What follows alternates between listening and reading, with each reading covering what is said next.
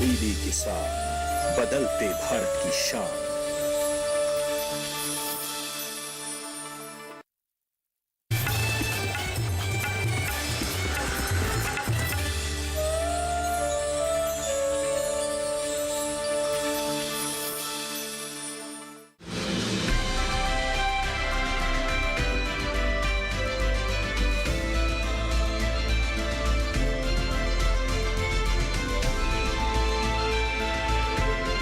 नमस्कार, आप देख रहे हैं दूरदर्शन किसान। खेती और किसानी से जुड़ी नवीनतम जानकारियों के साथ इस खास कार्यक्रम में आप सभी का स्वागत। मैं हूं मुकुल शर्मा।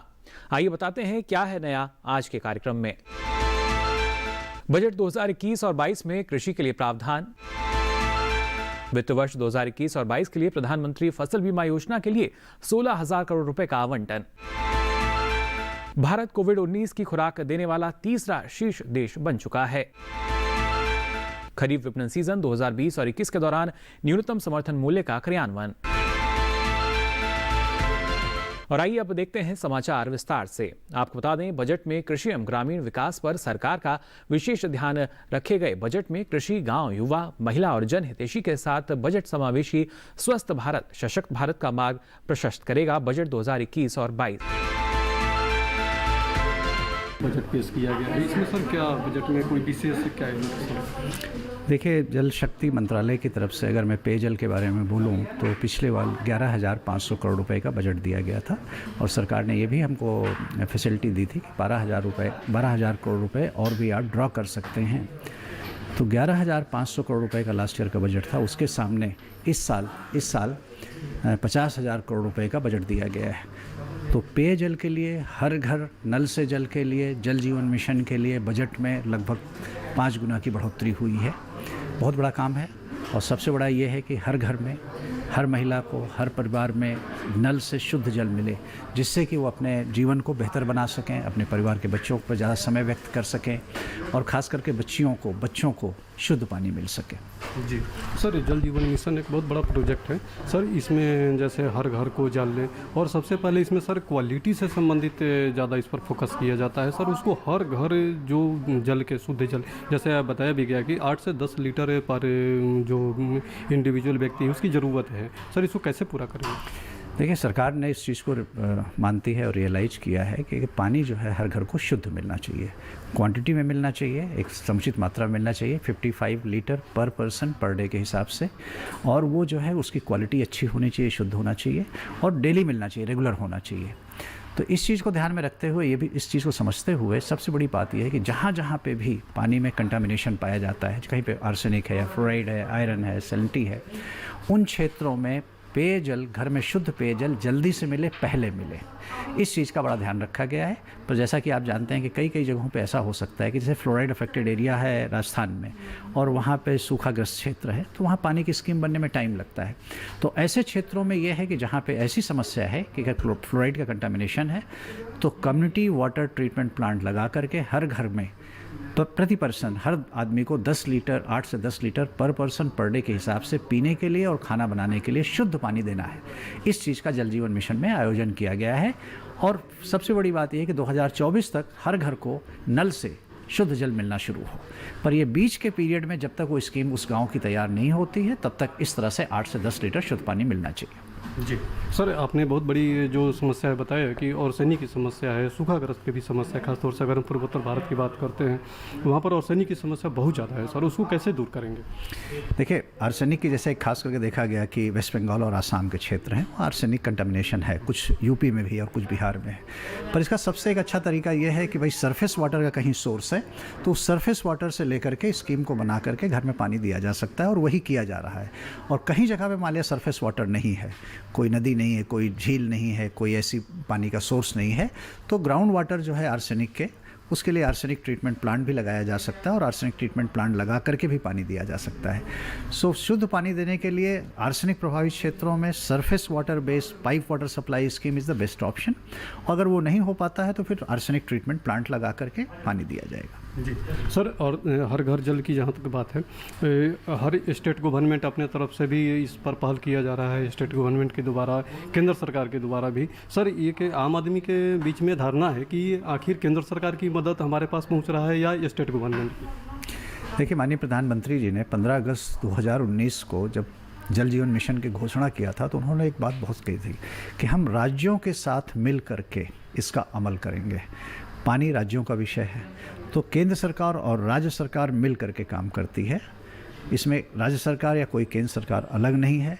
मकसद एक है कि हर परिवार को शुद्ध पानी मिले, एक महिला को उसकी ज़िंदगी बेहतर बने, उसको घर में पानी मिले, उसके बच्चों को पानी बाहर जा कर के नहीं लाना पड़े और उसके लिए उसको घर में पानी मिले। तो इसमें ये सवाल बिल्कुल नहीं आता कि राज्य सरकार या केंद्र सरकार, मिलजुल करके हम सब काम कर रहे हैं। हर राज्य सरकारें हम लोगों के साथ मिलजुल करके काम कर रही हैं और बहुत अच्छा काम हो रहा है। जी सर, ये आखिरी सवाल है सर, गंगा संरक्षण जो चल रहा है इस पर काफ़ी पैसे भी खर्च किया गया है। बहुत जगह पर सर स्टेट का है भी, जिससे स्टेट से गंगा गुजरती है, कि वहाँ पर इसको ज़्यादातर सफाई नहीं हुआ है, क्लीन नहीं हुआ है। तो सर ये कहाँ पर है, किस तरह से भी स्थिति है?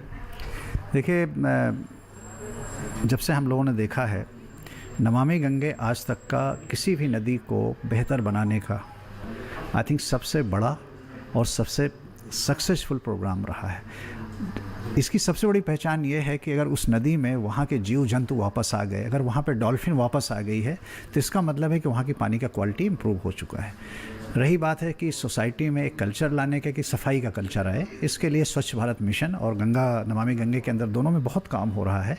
अवेयरनेस जनरेशन का, कम्युनिटी मोबिलाइजेशन का, हर तरह के प्रयत्न किए जा रहे हैं कि लोग अपनी अवधारणा को, अपने उसको बदलें और पानी के कोई भी सोर्स है, और गंगा तो पवित्र गंगा माँ मानी जाती है, तो उसमें गंदगी ना जाने पाए। ये एक बहुत बड़ा अभियान है।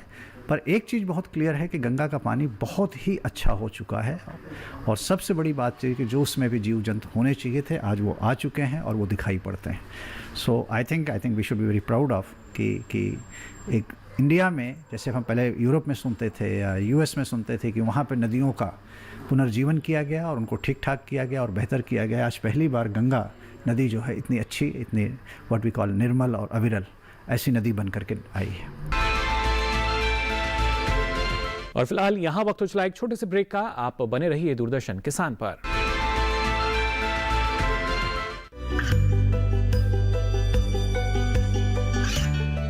गांवों और पिछड़े क्षेत्रों में सरकारी योजनाओं की जानकारी पहुंचा। देश में कौशल और क्षमता विकास कर ग्रामीणों को सामाजिक बदलाव और विकास से जोड़ने की दूरदर्शन किसान की पहल चौपाल चर्चा देखें सोमवार से शुक्रवार सुबह 9 बजे। ये कामयाबी है अन्नदाता की, ये कहानी है खेत और खलिहानों की। कैसे करें अपने पशुओं की देखभाल, जानिए गांव-गांव के किसानों का हाल। देखिए गांव किसान सोमवार से शुक्रवार दोपहर 12 बजे सिर्फ डीडी किसान पर। ब्रेक के बाद आप सभी का एक बार फिर स्वागत। इस खास कार्यक्रम में आपको बता दें, देश भर में किसानों की फसलों की सुरक्षा को बढ़ावा देने और किसानों तक फसल बीमा का अधिकतम लाभ सुनिश्चित करने के लिए सरकार लगातार प्रयास कर रही है। और भारत सरकार ने वित्त वर्ष 2021 और 22 के लिए प्रधानमंत्री फसल बीमा योजना के लिए खासतौर से 16,000 करोड़ रुपए का आवंटन किया है। आइए देखते हैं इसी पर आधारित ये खास रिपोर्ट। पिछले वित्त वर्ष 2020-21 की तुलना में वित्त वर्ष 2021-22 के लिए लगभग 305 करोड़ रुपए की बजटीय वृद्धि है, जो देश में कृषि क्षेत्र के विकास के प्रति सरकार की प्रतिबद्धता को दर्शाता है। ये योजना बुआई चक्र के पूर्व से लेकर फसल की कटाई के बाद तक के लिए सुरक्षा प्रदान करती है, जिसमें सुरक्षित की गई बुआई और फसल सत्र के मध्य में प्राकृतिक आपदाओं से होने वाले नुकसान के लिए सुरक्षा भी प्रदान करना शामिल है। 5 वर्ष पहले 13 जनवरी 2016 को भारत सरकार ने इस प्रमुख फसल बीमा योजना को मंजूरी दी थी। किसानों के लिए देश भर में सबसे कम और एक समान प्रीमियम पर एक व्यापक जोखिम समाधान प्रदान करने के लिए एक ऐतिहासिक पहल के रूप में इस योजना की कल्पना की गई थी। वर्तमान समय में प्रधानमंत्री फसल बीमा योजना विश्व स्तर पर किसान भागीदारी के मामले में सबसे बड़ी फसल बीमा योजना है और प्रीमियम के मामले में तीसरी सबसे बड़ी योजना है। साल दर साल के आधार पर 5 करोड़ 5 लाख रुपए से अधिक किसानों से आवेदन प्राप्त किए जा चुके हैं। पिछले 5 वर्षों में कृषि और किसान कल्याण मंत्रालय ने संरचनात्मक, तार्किक और अन्य चुनौतियों का सामना करते हुए प्रधानमंत्री फसल बीमा योजना को फिर से शुरू करने की दिशा में बड़े पैमाने पर काम किया है। इस योजना को 2020 में इसके सुधार के बाद किसानों के लिए स्वैच्छिक बनाया गया था। इस योजना ने किसान को फसल बीमा ऐप, कृषक कल्याण केंद्र, CSC केंद्र या निकटतम कृषि अधिकारी के माध्यम से किसी भी घटना के होने के 72 घंटों के भीतर हुए फसल के नुकसान की रिपोर्ट करना और भी आसान बना दिया है। इसके बाद नुकसान के दावा का लाभ पात्र किसान के बैंक खातों में इलेक्ट्रॉनिक रूप से प्रदान किया जाता है। PMFBY पोर्टल के साथ भूमि रिकॉर्ड का संयोजन किसानों के नामांकन को आसान बनाने के लिए फसल बीमा मोबाइल ऐप का उपयोग और उपग्रह इमेजरी, रिमोट सेंसिंग तकनीक, ड्रोन, कृत्रिम बुद्धिमत्ता और मशीन लर्निंग जैसी तकनीक से फसल नुकसान का आकलन करने के लिए योजना की कुछ प्रमुख विशेषताएं हैं।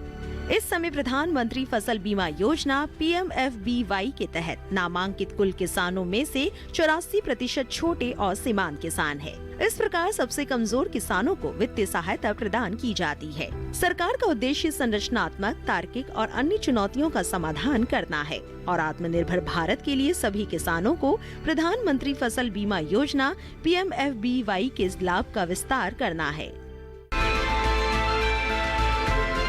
और इसी के साथ ही वक्त हो चला एक और छोटे से ब्रेक का। आप बने रहिए दूरदर्शन किसान पर।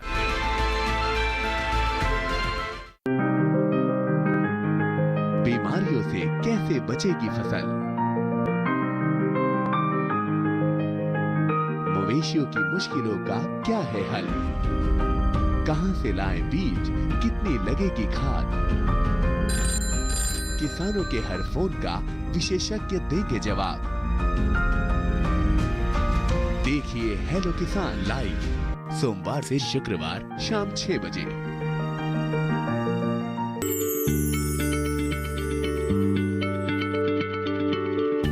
क्या आप किसी बीमारी से परेशान हैं?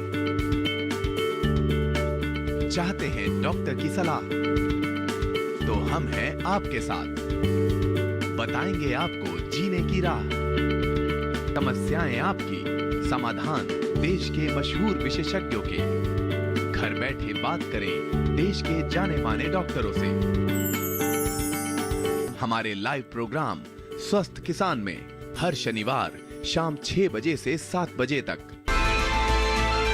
ब्रेक के बाद आप सभी का एक बार फिर स्वागत इस खास कार्यक्रम में। आपको बता दें, कोविड-19 के खिलाफ टीकाकरण कार्यक्रम के 23वें दिन स्वास्थ्य कर्मियों और फ्रंटलाइन वर्कर्स को टीका लगाने का आंकड़ा 58 लाख को पार कर चुका है। अमेरिका और ब्रिटेन के बाद भारत कोविड-19 की खुराक देने वाला तीसरा शीर्ष देश बन चुका है। आइए देखते हैं इसी पर आधारित ये खास रिपोर्ट।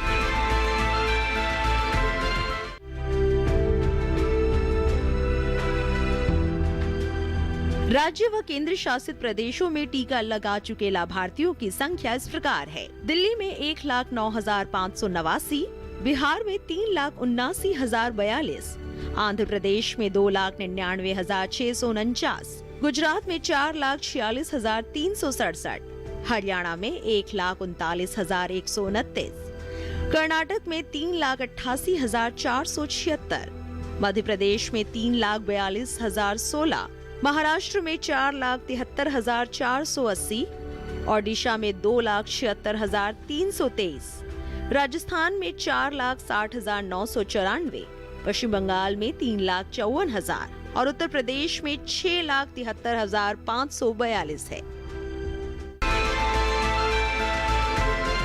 आपको बता दें, वर्तमान खरीफ विपणन सीजन 2020 और 21 के दौरान सरकार ने अपनी मौजूदा न्यूनतम समर्थन मूल्य योजनाओं के अनुसार किसानों से MSP पर खरीफ 2020 और 21 फसलों की खरीद जारी रखी है, जैसा कि पिछले सत्रों में किया गया था।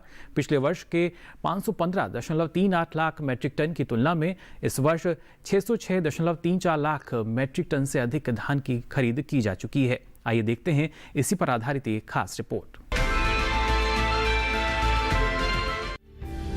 वर्तमान खरीफ विपणन सीजन 2020-21 के दौरान सरकार ने अपनी मौजूदा न्यूनतम समर्थन मूल्य योजनाओं के अनुसार किसानों से MSP पर खरीफ 2020-21 फसलों की खरीद जारी रखी है, जैसा कि पिछले सत्रों में किया गया था।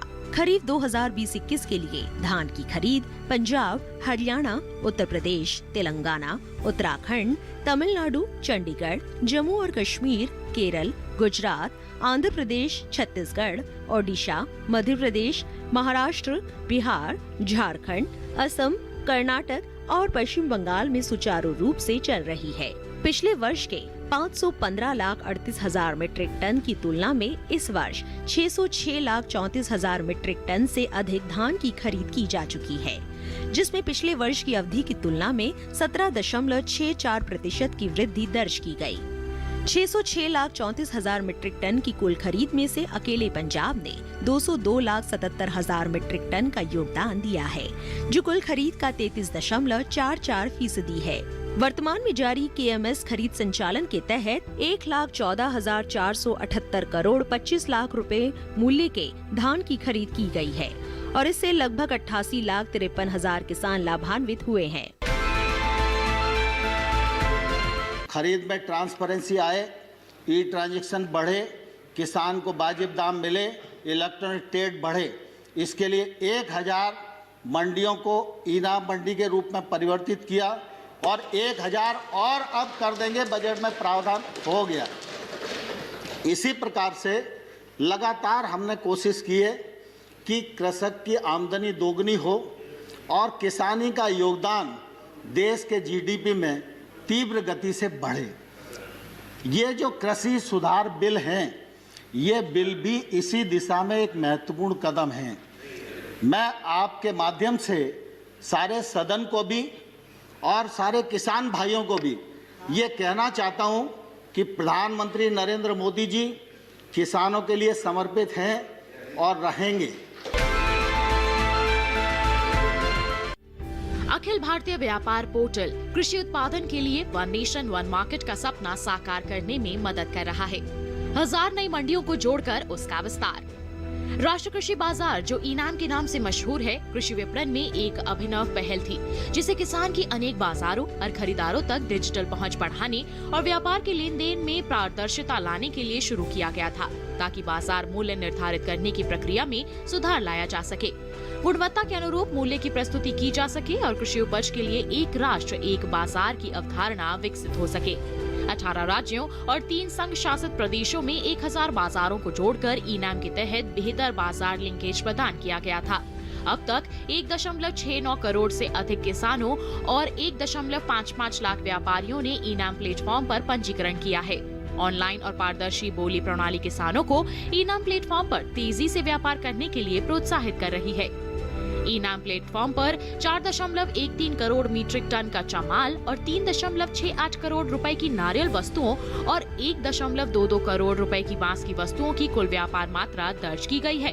इस मंच में किसानों को सीधे भुगतान करने की व्यवस्था है। 1000 मंडियों में ई-नाम की सफलता को देखते हुए अब ये विस्तार के मार्ग पर है, जैसा कि माननीय वित्त मंत्री श्रीमती निर्मला सीतारमण द्वारा 1 फरवरी 2021 को जारी केंद्रीय बजट में घोषित किया गया है। यानी ई-नाम के साथ 1000 और मंडियों को जोड़ा जाएगा। इससे मंडियों को और मजबूती मिलेगी। कोविड-19 के दौरान ई-नाम में FPO ट्रेडिंग मॉड्यूल की शुरुआत कर ई-नाम प्लेटफॉर्म या मोबाइल ऐप को और मजबूत किया गया है, जहां FPO उनके उत्पाद को APMC लाए बिना उनके संग्रह केंद्र से व्यापार कर सकता है। ई-नाम प्लेटफॉर्म पर अब तक 1844 FPO हैं। वेयरहाउस आधारित ट्रेडिंग मॉड्यूल भी ई-नाम में शुरू किया गया, ताकि ENWR पर आधारित गोदामों से व्यापार की सुविधा मिल सके। यहाँ पर अंतर मंडी और अंतर राज्य व्यापार की सुविधा के लिए लॉजिस्टिक मॉड्यूल का परिष्कृत संस्करण जारी किया गया है, जिसके द्वारा परिवहन लॉजिस्टिक प्लेटफॉर्म के समूहक शामिल हुए हैं, जो उपयोगकर्ताओं को अपनी उपज ले जाने के लिए पता लगाने योग्य परिवहन सुविधाओं का लाभ उठाने में मदद करते हैं। किसानों को दोनों में से किसी भी प्लेटफॉर्म पर अपनी उपज बेचने की सुविधा देगा, जिससे उनकी बाजार पहुंच बढ़ जाएगी।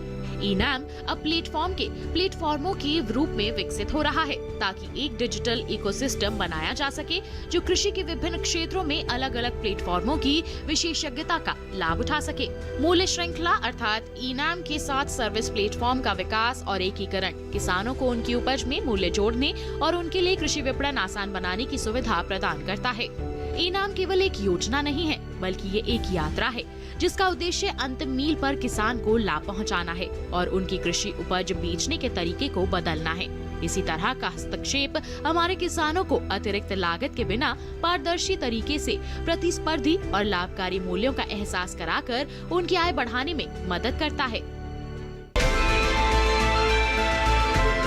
नाबार्ड के तहत 5,000 करोड़ रुपए की प्रारंभिक पूंजी के साथ सूक्ष्म सिंचाई कोष का गठन किया गया।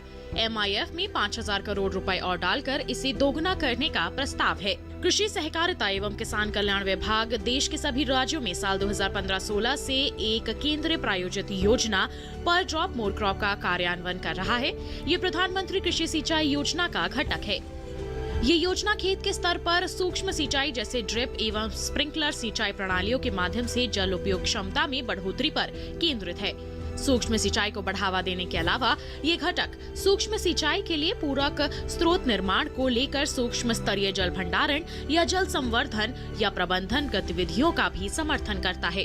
देश में साल 2015-16 से लेकर अब तक 52.93 लाख हेक्टेयर क्षेत्र को सूक्ष्म सिंचाई के दायरे में लाया गया है।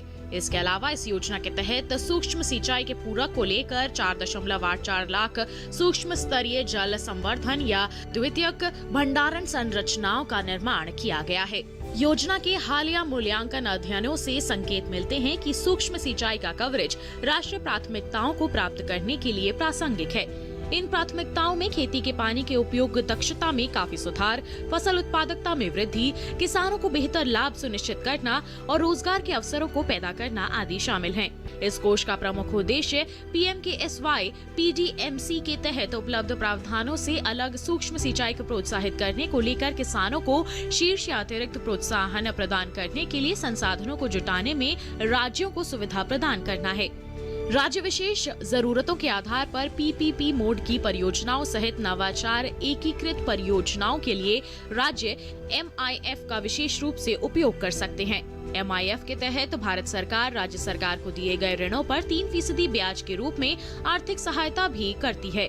इनके माध्यम से 12.83 लाख हेक्टेयर क्षेत्र को सूक्ष्म सिंचाई के तहत लाया जाएगा। इसके अलावा राजस्थान, पश्चिम बंगाल, महाराष्ट्र, तमिलनाडु एवं जम्मू और कश्मीर से प्राप्त प्रस्ताव राज्य स्तरों पर प्रक्रिया में हैं। वहीं सूक्ष्म सिंचाई क्षमता एवं इसके महत्व पर विचार करके अधिक से अधिक राज्य सूक्ष्म सिंचाई कोष से सहायता प्राप्त करने को लेकर रुचि दिखा रहे हैं। खेतों में जल उपयोग दक्षता बढ़ाने के लिए देश में किसानों द्वारा सूक्ष्म सिंचाई प्रणाली को अपनाने और इसके विकास एवं विस्तार के लिए नाबार्ड के तहत गठित MIF की प्रारंभिक पूंजी 5,000 करोड़ रुपए को दोगुना करने के लिए बजट में घोषणा की गई है। इसके लिए कोष में 5,000 करोड़ रुपए की राशि और डाली जाएगी। MIF की प्रारंभिक पूंजी में 5,000 करोड़ रुपए की इस वृद्धि से जल के विवेकपूर्ण उपयोग, जल उपयोग दक्षता में वृद्धि के साथ साथ उत्पादन एवं उत्पादकता में सुधार को बढ़ाने के लिए राज्यों और केंद्र शासित प्रदेशों के प्रयासों को और बढ़ावा मिलेगा, जो अंततः किसान समुदाय की आय में वृद्धि करेगा। तो आज के लिए इस खास कार्यक्रम में बस इतना ही। दीजिए इजाजत। नमस्कार।